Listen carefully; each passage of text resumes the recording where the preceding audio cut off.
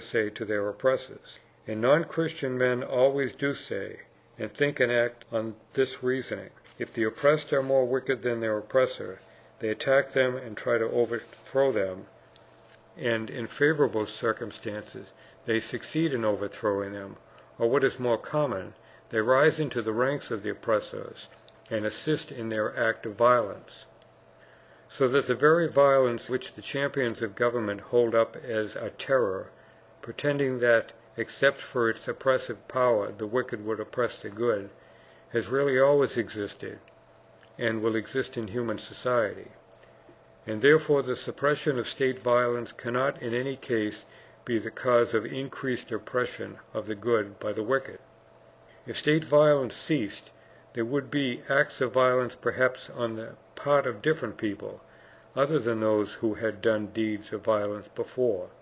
But the total amount of violence could not in any case be increased by the mere fact of power passing from one set of men to another. State violence can only cease when there is no more wicked men in society, say the champions of the existing order of things, assuming in this course that since there will always be wicked men, it can never cease. And that would be right enough if it were the case, as they assume, that the oppressors are always the best of men, and that the sole means of saving men from evil is by violence. Then indeed violence could never cease.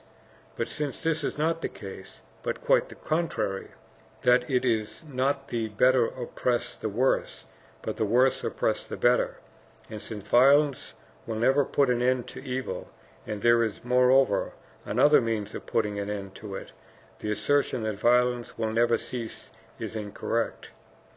The use of violence grows less and less and evidently must disappear. But this will not come to pass, as some champions of the existing order imagine, through the oppressed becoming better and better under the influence of government. On the contrary, its influence causes their continual degradation, but through the fact that all men are constantly growing better and better of themselves, so that even the most wicked who are in power will become less and less wicked, till at last they are so good as to be incapable of using violence. The progressive movement of humanity does not proceed from the better elements in society, seizing power and making those who are subject to them better by forcible means, as both conservatives and revolutionists imagine. It proceeds first and principally from the fact that all men in general are advancing steadily and undeviatingly towards a more and more conscious assimilation of the Christian theory of life.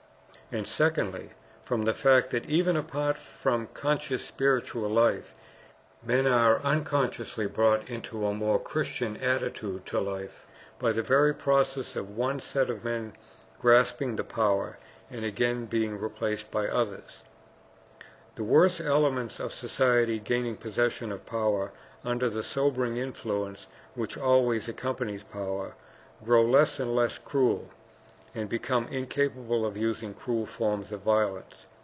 Consequently, others are able to seize their place, and the same process of softening, and so to say unconscious Christianizing goes on with them. It is something like the process of ebullition. The majority of men, having the non-Christian view of life, always strive for power and struggle to obtain it. In this struggle the most cruel, the coarsest, the least Christian element of society overpower the most gentle, well-disposed, and Christian, and rise by means of the violence to the upper ranks of society. And in them is Christ's prophecy fulfilled. Woe to you that are rich! Woe unto you that are full! Woe unto you when all men shall speak well of you! For the men who are in possession of power, and all that results from it, glory and wealth, and have attained the various aims they set before themselves, recognize the vanity of it all and return to the position from which they came. Charles V, John IV, Alexander I, recognizing the emptiness and the evil of power, renounced it, because they were incapable of using violence for their own benefit, as they had done. But they are not the solitary examples of this recognition of the emptiness and evil of power.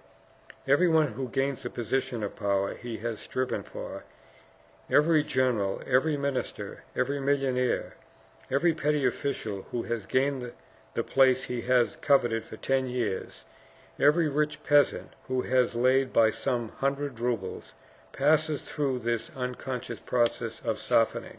And not only individual men, but societies of men, whole nations pass through this process. The seduction of power and all the wealth, honor, and luxury it gives, seems a sufficient aim for men's efforts only so long as they are unattained. Directly a man reaches them he sees all their vanity, and they gradually lose all their power of attraction. They are like clouds which have form and beauty only from the distance. Directly one ascends into them, all their splendor vanishes. Men who are in possession of power and wealth, sometimes even those who have gained for themselves their power and wealth, but more often their heirs, cease to be so eager for power and so cruel in their efforts to obtain it. Having learnt by experience, under the oppression of Christian influence, the vanity of all this is gained by violence. Men sometimes in one, sometimes in several generations lose the vices which are generated by the passions for power and wealth. They become less cruel, and so cannot maintain their position, and are expelled from power by other less Christian and more wicked. Thus they return to the rank of society lower in position, but higher in morality, raising thereby the average level of Christian consciousness in men. But directly after them, against the worst, coarsest, least Christian element of society, rise to the top, and are subject to the same process as their predecessors, and again in a generation or so, seeing the vanity of what is gained by violence, and having imbibed Christianity, they come down again among the oppressed, and their place is again filled by new oppressors, less brutal than former oppressors, though more so than those they oppress. So that although power remains eternally the same as it was, with every change of the men in power, there is a constant increase in the number of men who have been brought by experience to the necessity of assimilating the Christian conception of life, and with every change, though it is the coarsest, crudest, and least Christian who come into possession of power, they are less coarse and cruel and more Christian than their predecessors when they gain possession of power. Power selects and attracts the worst element of society, transforms them, improves and softens them, and returns them to society. Such is the process by means of which Christianity, in spite of the hindrance to human progress resulting from the violence of power, gains more and more hold of men. Christianity penetrates to the consciousness of men, not only in spite of violence of power, but also by means of it. And therefore the assertion of the champions of the state that if the power of government was suppressed, the wicked would oppress the good, not only fails to show that that is to be dreaded, since it is just what happens now, but proves, on the contrary, that it is governmental power which enables the wicked to oppress the good, and is the evil most desirable to suppress, and that it is being gradually suppressed in the natural course of things. But if it be true that governmental power will disappear when those in power become so Christian that they renounce power of their own accord, and there are no men found willing to take their place, and even if this process is already going on, say the champions of the existing order, when will that come to pass? If, after 1800 years, there are still so many eager for power, and so few anxious to obey, there seems no likelihood of its happening very soon, or indeed of its ever happening at all. Even if there are, as there have always been, some men who prefer renouncing power to enjoying it, the mass of men in reserve who prefer dominion to subjection is so great that it is difficult to imagine a time when the number will be exhausted.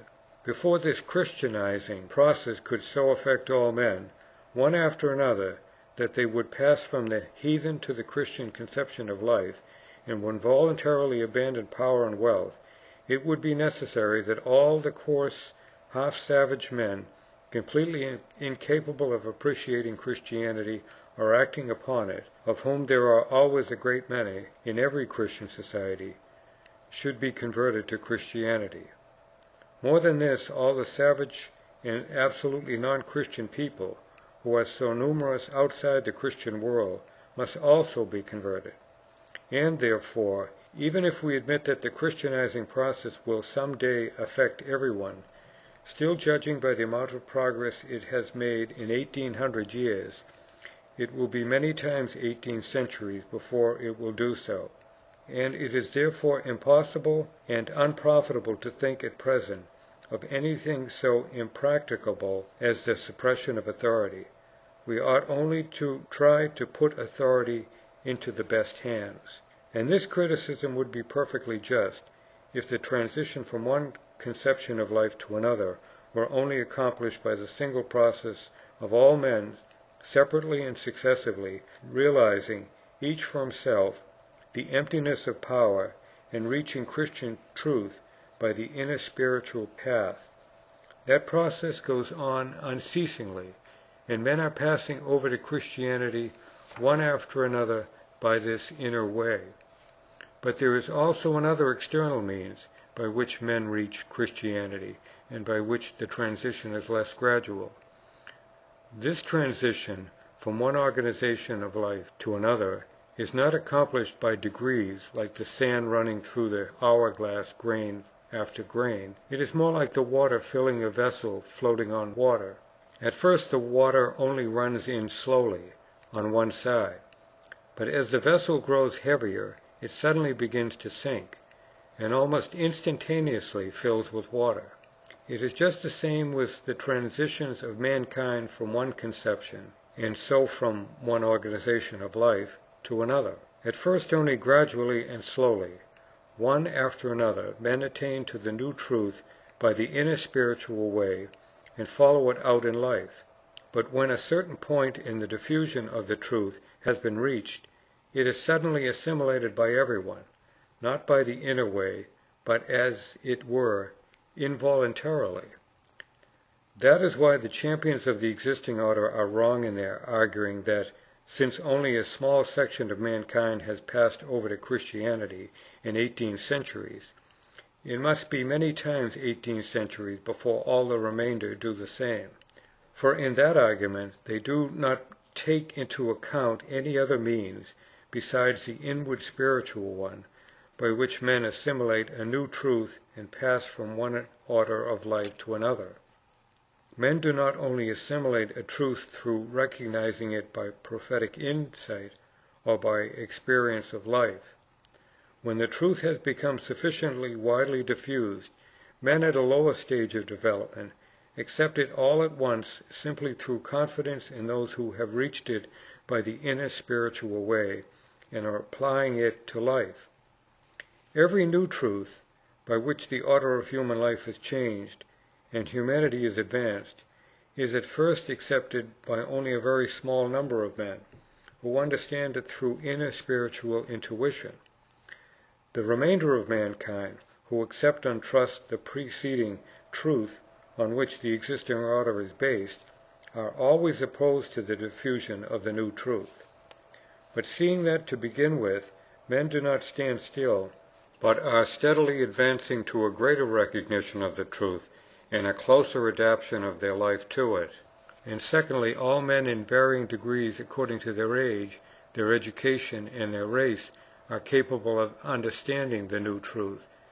At first those who are nearest to the men who have attained the new truth by spiritual intuition, slowly and one by one, but afterward, more and more quickly, pass over to the new truth. Thus the number of men who accept the new truth becomes greater and greater, and the truth becomes more and more comprehensible. And thus more confidence is aroused in the remainder, who are at a less advanced stage of capacity for understanding the truth, and it becomes easier for them to grasp it, and an increasing number accept it. And so the movement goes on more and more quickly, and on an ever-increasing scale, like a snowball, till at last a public opinion in harmony with the new truth is created, and then the whole mass of men is carried over all at once by its momentum to the new truth and establishes a new social order in accordance with it. Those men who accept a new truth, when it has gained a certain degree of acceptance, always pass over all at once in masses. They are like the ballast with which every ship is always loaded, at once to keep it upright and enable it to sail properly. If there were no ballast, the ship would not be low enough in the water and would shift its position at the slightest change in its condition. This ballast, which strikes one at first as superfluous and even as hindering the progress of the vessel, is really indispensable to its good navigation. It is the same with the mass of mankind, who not individually but always in a mass, under the influence of a new social idea, pass all at once from one organization of life to another. This mass always hinders, by its inertia, frequent and rapid revolutions in the social order, which have not been sufficiently proved by human experience. And it delays every truth a long while till it has stood the test of prolonged struggles, and has thoroughly permeated the consciousness of humanity. And that is why it is a mistake to say that because only a very small minority of men has assimilated Christianity in 18 centuries, it must take many times as many centuries for all mankind to assimilate it. And since that time is so far off, we who live in the present need not even think about it. It is a mistake because the men at a lower stage of culture, the men and the nation, who are represented as the obstacle to the realization of the Christian order of life, are the very people who always pass over in masses, all at once, to any truth that has once been recognized by public opinion. And therefore the transformation of human life, through which men in power will renounce it, and there will be none anxious to take their place, will not come only by all men consciously and separately assimilating the Christian conception of life. It will come when a Christian public opinion has arisen, so definite and easily comprehensible as to reach the whole of the inert mass, which is not able to attain truth by its own intuition, and therefore is always under the sway of public opinion. Public opinion arises spontaneously and spreads for hundreds and thousands of years, but it has the power of working on men by infection, and with great rapidity gains a hold on great numbers of men. But, says the champions of the existing order, even if it is true that public opinion, when it has attained a certain degree of definitiveness and precision, can convert the inert mass of men outside the Christian world, the non-Christian races, as well as the coarse and depraved who are living in its midst, what proofs have we that this Christian public opinion has arisen and is able to replace force and render it unnecessary? We must not give up force by which the existing order is maintained, and by relying on the vague and impalpable influence of public opinion, expose Christians to the risk of being pillaged, murdered, and outraged in every way by the savages inside and outside the civilized society. Since, even supported by the use of force, we can hardly control the non-Christian elements which are always ready to pour down on us and destroy all that has been gained by civilization, is it likely that public opinion could take the place of force and render us secure? And besides, how are we to find the moment when public opinion has become strong enough to be able to replace the use of force? To reject the use of force and trust to public opinion to defend us would be as insane as to remove all weapons of defense in a menagerie and then to let loose all the lions and tigers, relying on the fact that the animals seem peaceable when kept in their cages and held in check by red-hot irons. and therefore people in power, who have been put in positions of authority by fate or by God, have not the right to run the risk ruining all that has been gained by civilization, just because they want to try an experiment to see whether public opinion is or is not able to replace the protection given by authority. A French writer, forgotten now, Alphonse Karr, said somewhere, trying to show the impossibility of doing away with the death penalty, que messieurs les assassins commencent par nous donner l'exemple.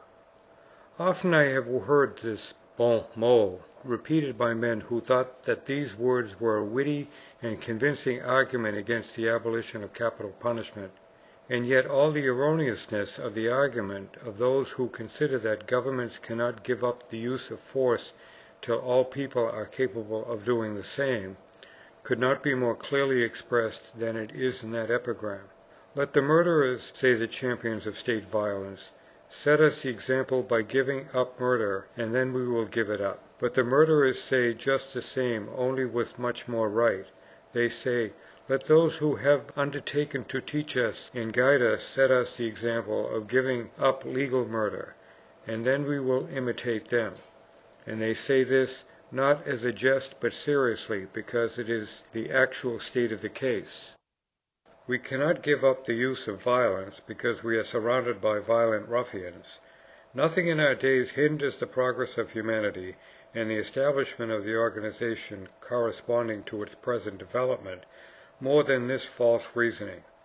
Those in authority are convinced that men are only guided and only progress through the use of force, and therefore they confidently make use of it to support the existing organization. The existing order is maintained, not by force, but by public opinion, the action of which is disturbed by the use of force, so that the effect of using force is to disturb and to weaken the very thing it tries to maintain. Violence, even in the most favorable case, when it is not used simply for some personal aims of those in power, always punishes under the one inelastic formula of the law what has long before been condemned by public opinion. But there is this difference, that while public opinion censures and condemns all the acts opposed to the moral law, including the most varied cases in its reprobation, the law which rests on violence only condemns and punishes a certain very limited range of acts, and by so doing seems to justify all other acts of the same kind, which do not come under its scope. Public opinion, ever since the time of Moses, has regarded covetousness, profligacy, and cruelty as wrong, and censured them accordingly. And it condemns every kind of manifestation of covetousness, not only the appropriation of the property of others by force or fraud or trickery, but even the cruel abuse of wealth. It condemns every form of profligacy, whether with concubine slave, divorced woman, or even one's own wife.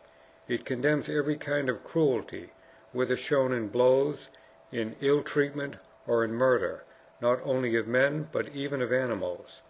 The law resting on force only punishes certain forms of covetousness, such as robbery and swindling, certain forms of profligacy and cruelty, such as conjugal infidelity, murder, and wounding. And in this way it seems to countenance all the manifestations of covetousness, profligacy, and cruelty, which do not come under its narrow definition. But besides corrupting public opinion, the use of force leads men to the fatal conviction that they progress not through the spiritual impulse which impels them to the attainment of truth and its realization in life, and which constitutes the only source of every progressive movement of humanity, but by means of violence, the very force which, far from leading men to truth, always carries them further away from it. This is a fatal error, because it leads men to neglect the chief force underlying their life, their spiritual activity, and to turn all their attention and energy to the use of violence, which is superficial, sluggish, and most generally pernicious in its action. They make the same mistake as men who, trying to set a steam engine in motion, should turn its wheels round with their hands, not suspecting that the underlying cause of its movement was the expansion of the steam, and not the motion of the wheels. By turning the wheels by hand and by levers, they could only produce a semblance